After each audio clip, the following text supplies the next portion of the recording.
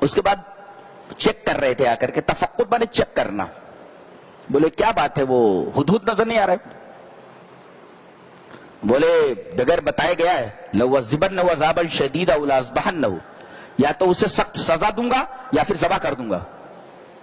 اور لَيَأْتِيَنِّي بِسُلْطَانٍ, 3 چیزیں معلوم ہوئی. اگر مجرم کا جرم بہت بڑا ہے تو ذبح, پھانسی دے دینی چاہیے تاکہ معاشرہ اس کے جرموں کی اذیت سے پاک ہو جائے. اور اگر جرم ہلکا ہے تو سزا دی جائے, لَوَعَذِّبَنَّهُ عَذَابًا شَدِيدًا, عمر قید یا پھر جتنے دنوں کے سزا کے لائق ہے.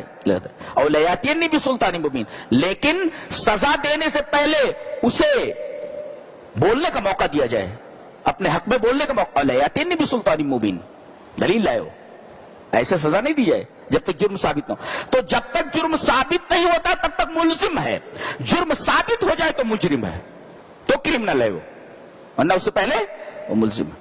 تھوڑی دیر میں آیا, ہاں اٹھتا اٹھتا آیا, تو کہا تھا, بولے میں یہاں سے شہر سبا چلا گیا تھا, اس وقت تقریباً کئی مہینوں کا سفر تھا, وہ اڑتا اڑتا چلا گیا تھا. کہا وہاں سے ایک یقینی خبر لے کر کے آیا ہوں, اور انی احط فقال احط بما لم تحط بی, جو مجھے معلوم ہے وہ آپ کو معلوم نہیں ہے. یہ تو ایک چھوٹا پرندہ حضرت سلیمان سے بول رہا ہے جو مجھے معلوم ہے وہ تمہیں معلوم نہیں بولتا. ایک مفسر نکتہ بتاتا ہے کہ اسلام میں اظہار رائے کی آزادی دی گئی ہے, لیکن الذی لا ینافی الادب, جو ادب کے خلاف نہ ہو. آپ بول سکتے لیکن اگر آپ ہمارے پیغمبر کو برا بھلا کہنے لگے یہ ادب کے خلاف ہے.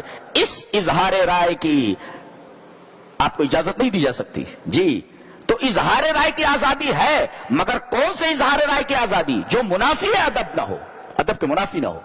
یہ بول رہا ہے, کہتے چھوٹوں کو بھی بات چیزیں ایسی معلوم ہوتی جو بڑوں کو معلوم نہیں ہوتی. دیکھو ہے کہ نہیں.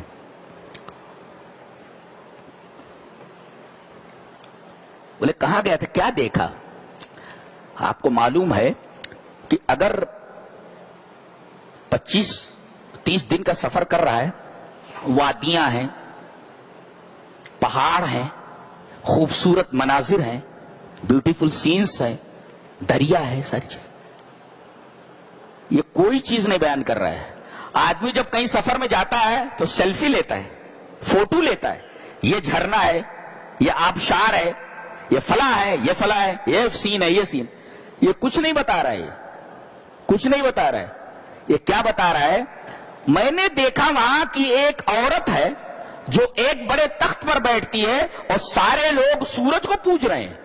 یہ اللہ کو پوجتے کیوں نہیں, اللہ کو سجدہ کیوں نہیں کرتے؟ دیکھو, اور بہت ساری منکر چیزیں دیکھی اس نے, بری چیزیں دیکھی, لیکن تمام بری باتوں کا ذکر نہیں کیا. سب سے بڑی بری بات تو تھی وہ اللہ کے علاوہ کی عبادت, اس کا ذکر کیا اس نے.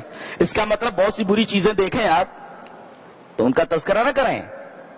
سب سے بڑی جو بری چیز تھی وہ شرک تھی, اس کا ذکر کیا اس نے. اور ایک عجیب چیز لگی اس کو کہ ایک عورت حکومت کر رہی ہے, اس کا بھی ذکر کیا اس نے کہ یہ چیز مجھے عجیب لگی. انی وجدتم راتن تملکم, عورت ہوئی مردوں پر حکومت کر رہی. ایک, اور دوسرے یہ لوگ اللہ کو چھوڑ کر غیروں کی پوجا کر رہے ہیں, سورج کی پوجا کر رہے ہیں. اور بقیہ کون سا سین کتنا خوبصورت ہے, کیا ہے, پہاڑ ایسا, کچھ نہیں بیان کر رہا ہے. تو ہمارے نوجوانوں کو حدود سے سبق لینا چاہیے جی. اور ہماری میڈیا کو خبر نشر کرنے سے پہلے منہج ہدہد پر عمل کرنا ضروری ہے. اس لیے کہتا ہے میں یقینی خبر لایا ہوں. یہ تو خبر یقینی بھی نہ ہو تب بھی اسے پھیلاتے رہتے ہیں جی. تو ہماری میڈیا کے لیے یہ لمحہ فکریہ ہے کہ اگر انہیں خبر نشر کرنا ہے تو انہیں منہج ہدہد کو اختیار کرنا چاہیے. کہ وہ کہہ رہا ہے کہ میں شہر سبا سے ایک یقینی خبر لے کر کے آیا ہوں. خبر یقینی ہو تو اسے ضرور بتایا جائے. خبر جتنی زیادہ اہم ہو اتنی ہی زیادہ بیان کی جائے, اور شارٹ میں بیان کیا جائے. اس لیے کہ اس نے ترک الصغائر, چھوٹی چھوٹی چیزوں کو اس نے حذف کر دیا ہے بڑی چیزوں کا بیان کیا ہے اس نے. اور کہا کہ اس کا ایک بڑا تخت ہے, اور اس کے بعد کیا کہہ رہا ہے؟ اللہ لا الہ الا هو رب العرش العظیم. اس عورت کا ایک بڑا تخت ہے, تو یہ اللہ کے بڑے تخت کو ذکر کر رہا ہے, عرش کو. اس کا ایک عرش ہے اور اللہ کا عرش. اس کا مطلب ہے کہ ہاکذا المومن, اسی طرح مومن ہوتا ہے کہ کل شیء یذکرہ ربہ، ہر چیز جس کو دیکھتا ہے ہر چیز اسے اس کے رب کو یاد دلا دیتی ہے. یہ مومن کا طریق ہوتا ہے. ہر چیز اگر اسے رب کی یاد دلا دیتی ہے تو سمجھو یہ مومن ہے. دیکھو یہ حدود ہے، یہ عرش عظیم دیکھتا ہے ایک عورت کا بڑا تخت تو اسے اللہ کا عرش یاد آ جاتا ہے. کہتا ہے اللہ لا الہ الا هو رب العرش العظیم. اور ایک نقطہ یہ بھی معلوم ہوا، کائنات کے ہر شے موحد ہے، مشرک کوئی بھی نہیں ہے. لہذا اگر شرک کرتا ہے آدمی تو پوری کائنات سے الگ ہو جاتا ہے، مشرک بالکل کائنات سے الگ ہو جاتا ہے. اس لیے کہ پوری کائنات موحد ہے، پرندے بھی موحد ہے، اللہ کے علاوہ کسی کی عبادت نہیں کرتے. وہ پھر وہ اس کے پاس آپ نے خط بھیجا اسی کے ہاتھوں، وہ گرا کر کے آ گیا. اس کے اندر خط میں لکھا ہوا تھا کہ تم لوگ آتے ہو یا ہم یہاں سے لشکر بھیجیں جو تمہیں کچل دے. بہرحال کہا کہ ملکہ بلقیس کا وہ تخت جس کو یہ ہدہد دیکھ کر کے آیا ہے کون ہے جو جلدی سے جلدی لا سکے. تو ایک جن نے کہا، طاقتور جن تھا، انا آتی کبھی قبل ان تقوم من مقامک، دربار برخاست ہونے سے پہلے لے آؤں گا. تو ایک کہتا ہے قال الذی عنده علم من الکتاب، وہ کتاب کون سی تھی، وہ علم کون سا تھا. پلک جھپکتے ہی ملکہ بلقیس کا تخت حضرت سلیمان کے دربار میں حاضر ہو گیا. جانتے ہیں راکٹ کی رفتاری ہوتی ہے، کشمیر سے کنیا کماری تک اتنی دیر میں میزائل آ جاتی ہے. ہزاروں کلومیٹر کا سفر پلک جھپکتے کرتی. یہ ایک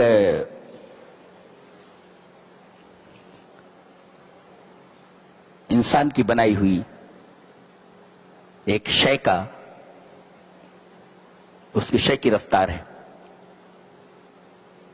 پلک جھپکتے ہی آیا،